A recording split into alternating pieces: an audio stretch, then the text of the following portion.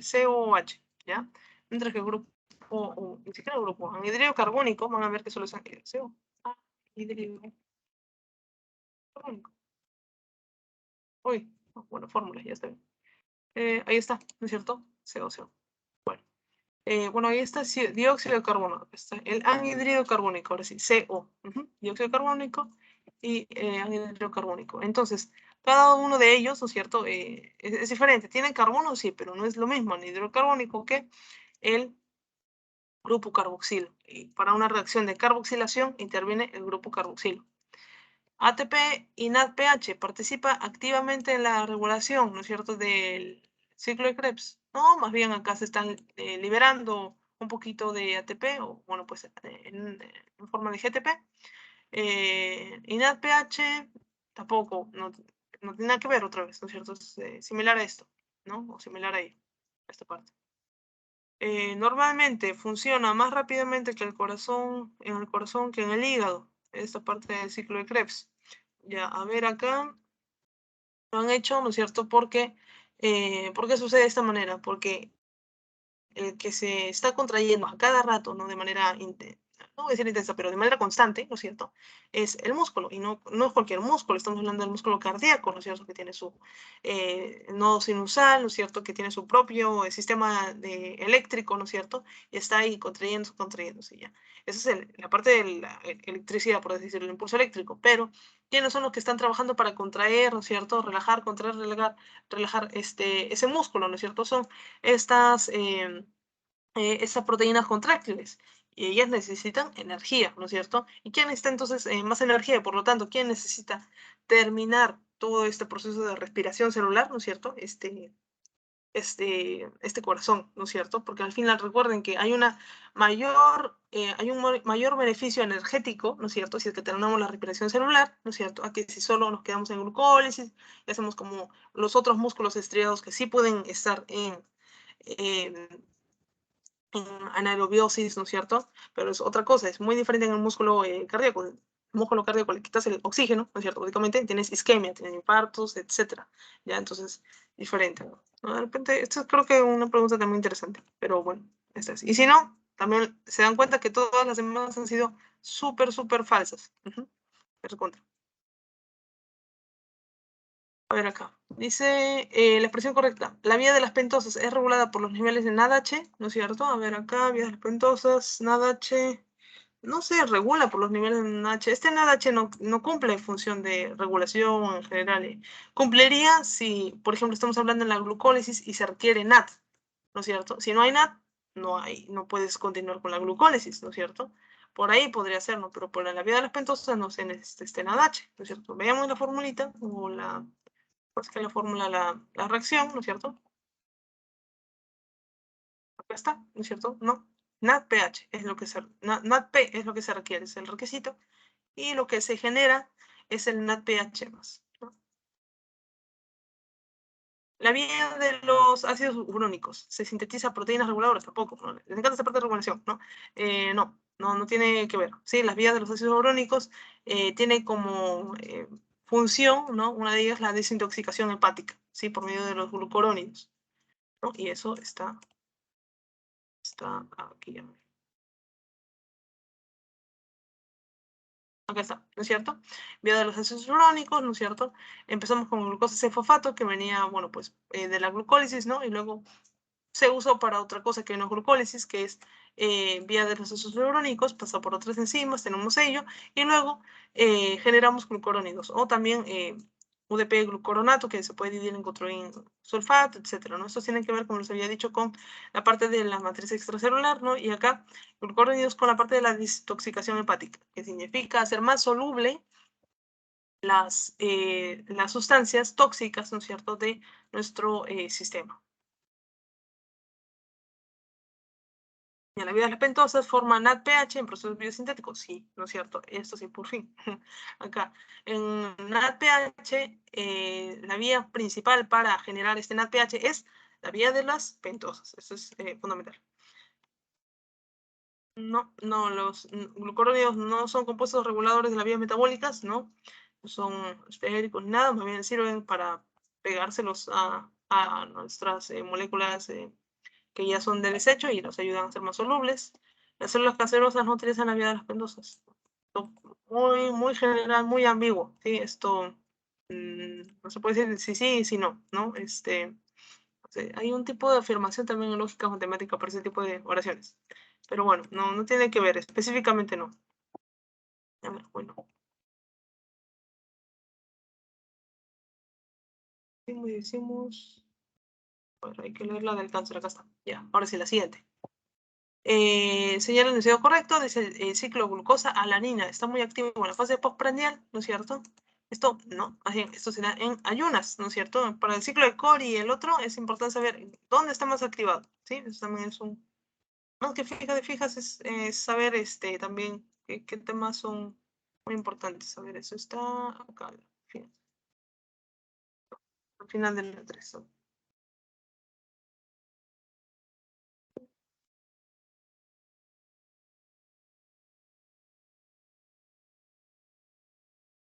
Ajá, no está. Ciclo de Cori va a ser estimulado principalmente en donde, cuando haya actividad física. Mientras que la glucosalanina, ¿no es cierto?, va a ser cuando haya ayuno, ¿no? Entonces, ¿por qué? ¿Cuál sería el texto que debemos colocar acá, ¿no es cierto? Bueno, básicamente es leer esto, ¿no es cierto? ¿Por qué es que se da, ¿no es cierto? Esto recuerden que el músculo, ¿no es cierto? A partir de la glucosa que se le da, genera glucólisis, hace piruvato, y de este piruvato, ¿por qué lo convierte en lactato? ¿Por qué no hace que se vaya a caer a transportar electrones, etcétera?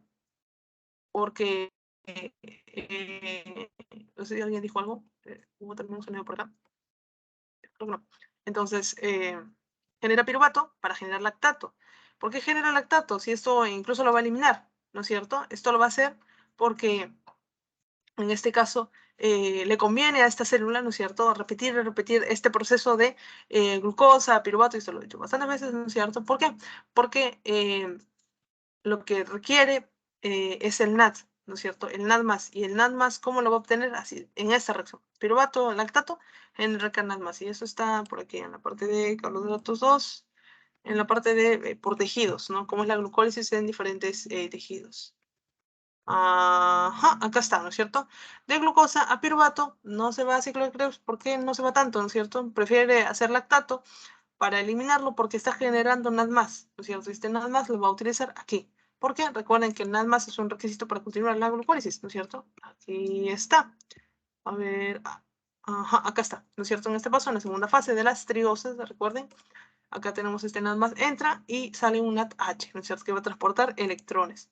Entonces, el músculo prefiere hacer eso, ¿no? Y bueno, pues eso es continuar, ¿no es cierto? El ciclo de Cori es lo que la historia completa, ¿no es cierto? Este lactato, entonces es eliminado a la sangre, ¿no es cierto? Es captado por el hígado, ¿no es cierto?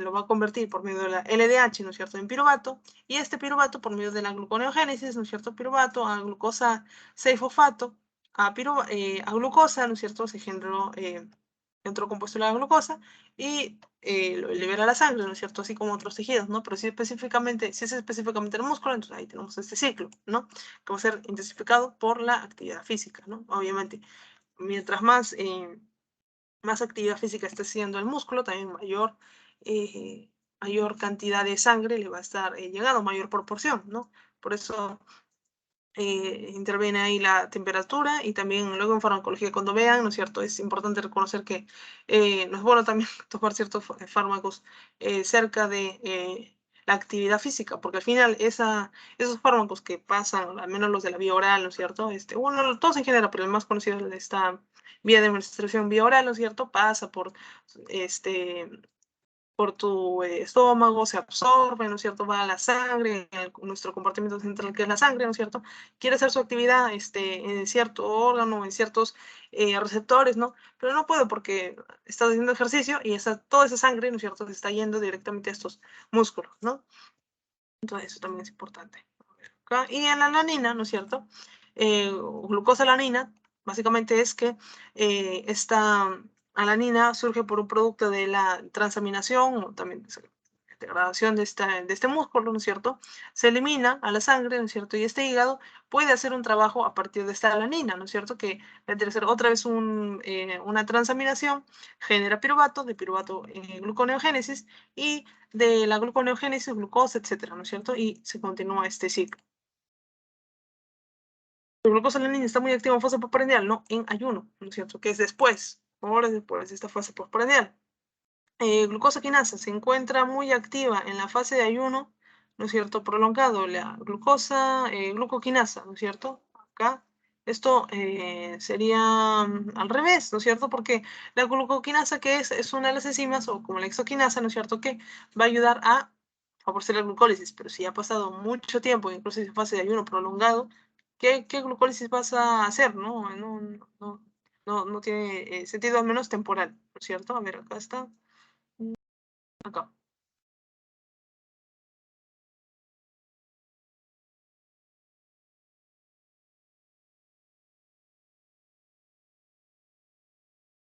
¿No? La glucoquinasa.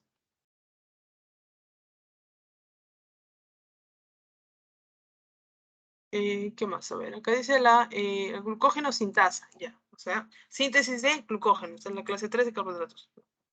Se puso por aquí. Dice, de tipo hepática, dice que está inhibida durante el ayuno prolongado. A ver, esto tendrá. Claro, ¿no es cierto? O más bien, claro, ahora sí. Estamos en ayuno prolongado, ¿no es cierto? Lo que tenemos que hacer, o las hormonas que están activadas, vendrían a ser el glucagón principalmente, ¿no? Entonces, esto va a generar que estemos degradando el glucógeno que tengamos para regalarlo, ¿no es cierto? Compartirlo con el resto de los tejidos por medio de la sangre, ¿no es cierto? Y por lo tanto, si está activada la degradación, la síntesis, ¿no es cierto?, la generación de glucógeno, ¿no es cierto?, para reservar, ahorrar glucógeno, en ese momento de ayuno no va a estar activado, va a estar inhibido, ¿no es cierto?, porque no queremos, se está regalando ahorita, estás partiendo, ¿no?, ¿para qué también vas a tener las enzimas que hacen lo contrario, sintetizar? No, están activados, y todo ese proceso está aquí, ¿no es cierto?, lo pongo por acá, a ver, acá está, ¿no?, estas tablitas. Ajá, acá está. Esto es el músculo, acá está el hígado, ¿no es cierto? ¿Qué pasa? ¿No es cierto? Lo que habíamos conversado anteriormente, ¿no es cierto? El glucagón y la adrenalina van a activar la lactociclasa. La insulina lo va a inhibir. ¿Qué es lo que va a pasar si está activada ella? ¿No es cierto? Va a formar el AMP cíclico a partir del ATP y va a activar la proteína quinasa, ¿no es cierto? ¿Qué va a hacer esta proteína quinasa? Lo que va a hacer, ¿no es cierto?, es activar toda esta vía de reacciones, ¿no es cierto?, activa esta enzima, luego está activa esta enzima, y esta enzima, ¿qué es lo que va a hacer? Es la fosforilasa A. ¿Quién era la fosforilasa A? Era una de las 3 trabajadoras, ¿no es cierto?, que ayudaban en la degradación del glucógeno. ¿Dónde están las enzimas degradadoras del glucógeno? Estamos arriba. Ajá, acá está, ¿no es cierto? Fosforilasa A, transferasa, ¿no es cierto? Y alfa 1,6 glucosidasa, ¿no es cierto? Entonces, ¿qué te está queriendo decir este gráfico? ¿No es cierto? Que en el hígado, en la fase preprandial, ¿no es cierto?, el glucagón sale para activar a la proteína quinasa A, ¿no es cierto?, y hacer que se active la fosforilasa A para degradar glucógeno. O sea, está a favor de la glucogenólisis, ¿no es cierto? Mientras que va a inactivar a la glucógeno-sintasa, ¿no es cierto?, que estaría por acá. Esta también, mira, está teniendo acción sobre ella. ¿Qué es esta reacción? Es la reacción de inactivación de la glucógeno-sintasa. ¿Quién era la glucógeno-sintasa? Su nombre mismo lo dice, ¿no es cierto? Una enzima que ayuda en la síntesis del glucógeno, junto con la otra enzima llamada ramificante, ¿no es cierto? Está por acá. Ajá. Ramificante, glucógeno-sintasa y ramificante ayudan a formar, a sintetizar el glucógeno. Acá está la función de la ramificante y la función de la glucógeno-sintasa. Interesante también recordar esto. En el glucógeno es todo un conglomerado de unión de bastantes y varias cadenas de glucosas, pero siempre hay que recordar el enlace, ¿sí? El enlace en la cadena principal, ¿no es cierto? Si uno está al costado de otro, ¿no es cierto?, los enlaces van a ser 1,1, alfa 1,4, ¿sí? Glucosídico. Pero si alza la mano, ¿no es cierto?, para generar una ramita, ¿no es cierto?, ahí son alfa 1,6 glucosídico. Ahora, si esta rama se sigue generando, ¿no es cierto?, obviamente eso ya no es rama, sino es cadena principal, ¿sí? Lilia, una pregunta. ¿Mm? Con respecto a las enzimas, por ejemplo, que ayudan a a degradar el glucógeno. En el caso de la transferasa, me acuerdo que en la teoría decía de que no transferían, o sea, ahí dice que transfieren y se unen mediante enlaces 1,6, pero si es que lo están transfiriendo a la cadena principal, ¿no sería enlaces 1,4? Porque yo Sí, me acuerdo que en la teoría decía 1,4 también. Entonces, como pusiste 1,6, me confundí. Ah, ya, no, sí, justo ayer también me estaba dando cuenta, no lo corregí, en uno de estos, sí, pero siempre guíate de lo que tienes así en tu cabeza, está bien. 1,6, ¿no es cierto? Para las ramas, siempre, ¿no es cierto? Y 1,4 para las cadena principal. Entonces acá, ¿no es cierto? Si estamos generando ramas, 1,6, si estamos generando la cadena principal, alfa 1,4, si estamos rompiendo en esta parte, ¿no es cierto? La parte de estas cadenas, ¿no es cierto? De la fosforilasa A, ¿no es cierto? Esta fosforilasa va a cortar a nivel de, bueno, pues esta puede ser rama, cadena principal, ¿no? Porque también dependiendo de cómo le veamos, pero entre ellos, ¿no es cierto? Hay alfa 1,4. El único diferencia sería acá, el 1,6, ¿no es cierto? Entonces, no ha cortado aquí, ¿no es cierto? Acá. Entonces acá sería 1,4, ¿no es cierto? Porque es principal, lo transfiere, ¿no es cierto? Y bueno, pues acá también sería eso, ¿no es cierto? Si fuera acá, si hubiera cortado esta rama, y sí, por eso es que ella así se llama alfa 1,6 glucosidasa. ¿Por qué? Porque corta la última, justamente la única glucosa que estaba unida a la cadena principal, ¿no es cierto? Claro. Por una ramita llamada enlace glucosídico alfa 1,6. Ajá. Pues sería Ah, simplemente 4. Nada más. ya, ok. Ya, gracias. A ver, vamos a ver si hemos contestado esto. Ya dijimos sintasa, nos quedamos aquí. Glucógeno sintasa, hepática, es inhibida por ayuno. Ciclo de Cori, ya, hepática, es inhibida durante el ayuno prolongado, claro, ¿no es cierto? De eso estamos hablando, ¿no es cierto? En el ayuno prolongado va a estar activado el glucógeno, coge el glucagón, y este glucagón va a tener acción sobre la fosforilasa A, haciendo que se degrade más el glucógeno, ¿no es cierto? Y va a estar inactivada esta enzima glucógeno sintasa, haciendo que se inhiba la síntesis de glucógeno, ¿no? Acá, ciclo de Cori, hay un intercambio de glucosa y piruvato entre el hígado y el músculo, ¿no es cierto? Glucosa y piruvato. Acá es con el lactato, ¿sí? Ya, es con el lactato. Y eso lo encontramos ahí también al final, ¿no es cierto? Al final tenemos estos dos ciclos, ¿no es cierto? Acá es lactato por glucosa. En el ciclo glucosa-alanina, ahí mismo te está diciendo que se está intercambiando glucosa y alanina. Ya, pese a que obviamente en este ciclo de Cori tiene que ver el lactato y el piruvato también, ¿no es cierto? Pero esto no es lo que se está intercambiando. Los cuerpos cetónicos, ya sabemos un poquito de qué es esto, ¿no? Lípidos, se utilizan para generar glucosa durante el ayuno. Ya, a ver, los lípidos como tal, como grupo gigante de lípidos, ellos sí van a producir, ¿no es cierto? Se van a degradar, va a haber una lipogénesis, ¿no? Uno, para usarlo, o sea, usarlo como energía, como triglicéridos, etcétera, ¿no? Pero también puede ayudar en la gluconeogénesis, ¿no es cierto? A través de de este glicerol 3-fosfato, ¿no es cierto? Pero el cuerpo cetónico, pese a que es parte de los lípidos, es una parte chiquita. Recuerden que es como si fuera una glucosa, ¿no es cierto? Estos no van a formar glucosa, es como su primo, por así decirlo, ¿no? Es un primo chiquito, se puede alimentar en este caso la célula de la glucosa o cuerpo cetónico, ¿no? Este no se va a tener que convertir en esto, ¿no? En cambio, los lípidos como tal sí se pueden degradar un poco para generar glicerol 3-fosfato, y de esta manera ese sí convertirse en glucosa, ¿no? Lo mismo con las proteínas, con la alanina, etcétera, ¿no? Por eso es que ahí recordamos los precursores de la gluconeogénesis. Ahí no está cuerpos cetónicos. Los cuerpos cetónicos van a ayudar en el ayuno, sí, pero por su propia parte, ¿no? No van a tener que convertirse en glucosa. Acá está. Los precursores de la gluconeogénesis, aminoácidos como la alanina, principal, lactato y glicerol trifosfato, ¿no? Ahí está, cuando lo hacemos en la post-absortiva, obviamente, sobre todo en la fase de ayuno, ¿no? Acá tenemos algunas enzimas, ¿no es cierto? En el hígado, se en el hígado, músculo, un poco en el intestino, como habíamos visto por ahí en una diapositiva, así como también un poquito en el riñón, ¿sí?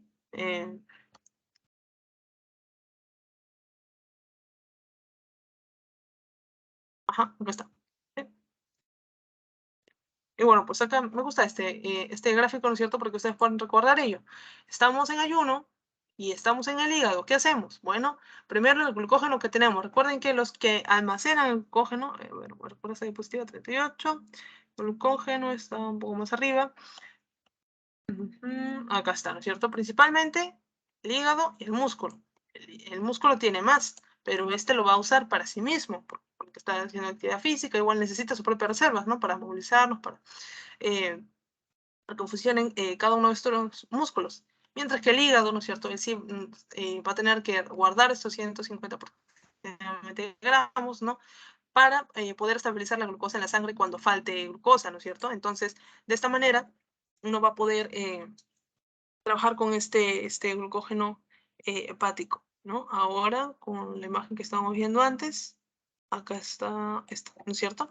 Entonces, lo primero que tenemos que hacer es, si estamos en el hígado y estamos en ayuno, este hígado va a cortar el glucógeno que tiene, convierte en glucosa 1-fosfato, luego lo convierte en glucosa 6-fosfato, y como tiene la enzima glucosa 6-fosfato, sí lo puede liberar de ese grupito fosfato y convertirlo en glucosa libre para que esté en la sangre y bueno, pues le llegue así a todos los tejidos, ¿no? No tengan que ellos cada uno estar cortando eso, ¿no? El hígado ya se lo está listo, ¿no? Mientras que el otro concepto es la gluconeogénesis, ¿no? También se puede dar en el hígado, en el ayuno, ¿no es cierto? Pero como un paso, un tiempito, un poco después de este glucogenólisis, ¿no es cierto? A través de el lactato, por ejemplo, ¿no es cierto?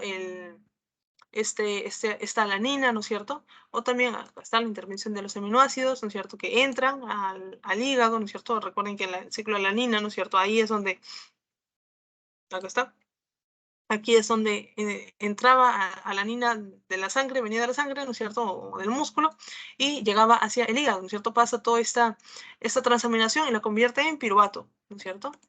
Y acá está, ¿no es cierto? Es una manera también de entrar. Y luego también el glicerol 3-fosfato, acá no está específicamente porque este directamente se hace glucosa, ¿no? A ver, acá tenemos dos imágenes de ello.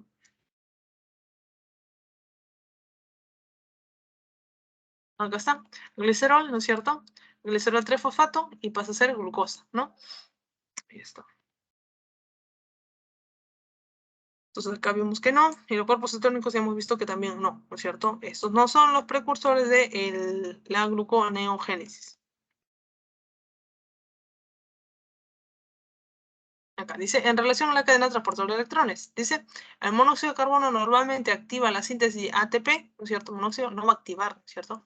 Más bien va a ser uno de los inhibidores que van a afectar al complejo, a los complejos más bien de la cadena transportadora de electrones, ¿no es cierto? Como monóxido de carbono va a afectar principalmente al complejo 4, ¿no? Acá dice, transporta los electrones y protones al oxígeno, esta cadena transportadora de electrones.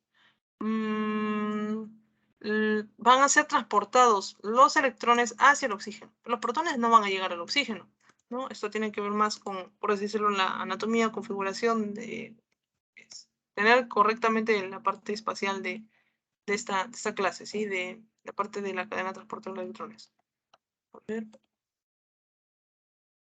Acá está, ¿no es cierto? Acá tenemos, los electrones viajan por medio de estos cadenas transportadora de electrones, ¿no es cierto? Y bueno, pues van a luego llegar hacia su último aceptor, ¿no es cierto? Aceptor final, el oxígeno. Pero los protones no van a llegar al oxígeno, ¿no? Los protones simplemente van a pasar por estos complejos y luego van a ser bombeados, ¿no es cierto? Por medio de esta ATP sintasa, ¿no es cierto? ¿Por qué van a ser bombeados? Porque se han acumulado bastante acá en este espacio intermembrana de la mitocondria, y bueno, pues van a salir a máxima velocidad por esta gradiente, o más bien alta diferencia de concentración, ¿no? Alta gradiente. Y bueno, pues por medio de esa energía que se está liberando, un ADP que está por ahí, más un grupo fosfato que está por ahí, se generan ATP, ¿no es cierto? Entonces, ahí hay que tener esas cositas en cuenta, porque sí está relacionada, está por ahí, está cerca, ¿no es cierto? Pero es falso, ¿no es cierto? Cadena de transporte de electrones, transporta electrones, sí. Transporta los protones, quizás sí, pero hacia el otro lado, ¿no es cierto? Pero no hacia el oxígeno, ¿no? Hacia el oxígeno solo estos. El aceptor final, ¿no es cierto? Los electrones es el hidrógeno, es el agua. La enzima isocitrato deshidrogenasa proporciona electrones, ¿no es cierto? Acá esto estaría correcto, ¿no es cierto? Acá lo tenemos. a ver, un ratito, acá, se encuentra localizada la membrana externa de la mitocondria, ¿no? Esto sí es falso, ¿no? Entonces acá vemos enzima citrato deshidrogenasa.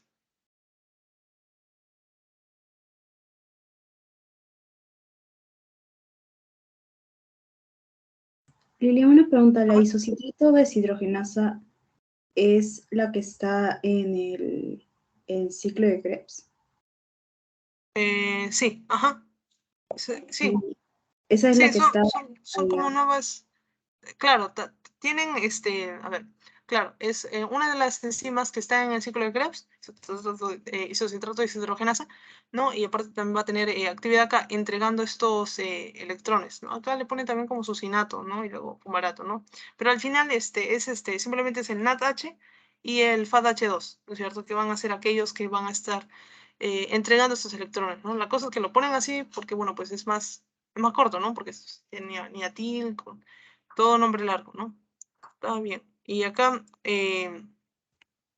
sería más bien también recordar un poco esa parte de sus segundos nombres, por así decirlo, ¿no? Sobre todo el complejo 4, ¿no es cierto? La citocromo C oxidasa, ¿no? O el complejo 2, ¿no es cierto? Los sucinato deshidrogenasa, ¿no es cierto? Cada uno de ellos, sobre todo estos dos, ¿no es cierto? Van a ser aquellos que van a recibir, ¿no es cierto? Electrones, ¿no? No directamente, o al menos sí van a recibir, van a hacer que pasen a los electrones por ahí, ¿no es cierto? Pero aquellos que los reciben de los transportadores de electrones van a ser el complejo 1, el complejo 2, o NADH deshidrogenasa y sucinato deshidrogenasa.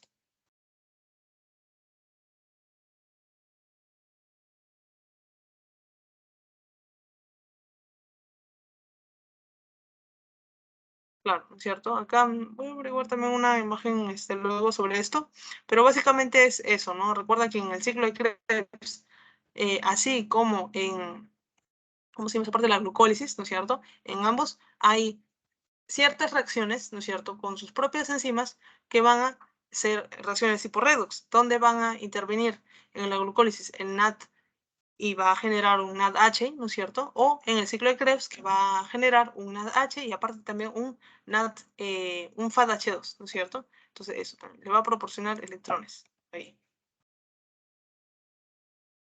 Una pregunta, la cadena transportadora de electrones estaba en la membrana interna, ¿verdad? No Ajá, externa. membrana interna. Ok, Ajá, ok. por eso está falso. Uy, por eso está falso. A ver, por acá. Dice, indique el enunciado correcto con respecto a la cadena transportadora de electrones. Dice, continúa funcionando aún en ausencia absoluta del oxígeno, ¿no? ¿No es cierto? Como tiene su aceptor final de los electrones, el oxígeno, ¿no? No serviría de nada si es que esa reacción no se puede terminar, ¿no? No se puede hacer una reacción a medias. Por lo tanto, simplemente si no hay oxígeno en esa célula en ese momento, no se hace este tipo de reacción y solo se hace glucólisis, ya que recuerden, la glucólisis sí se puede hacer sin oxígeno, es una reacción anaerobia no dependiente de oxígeno. En cambio, terminar toda esta segunda parte, ¿no es cierto?, de la respiración celular, sí requiere oxígeno, ¿no? Justamente en la cadena transportadora de electrones. Entonces, eso también hay que recordar. Su receptor final de electrones puede ser citrato, no, pues acá sería el oxígeno, ¿sí? Ese es el aceptor final. El desacoplamiento de la fosforilación oxidativa impide la liberación de calor, ¿no es cierto?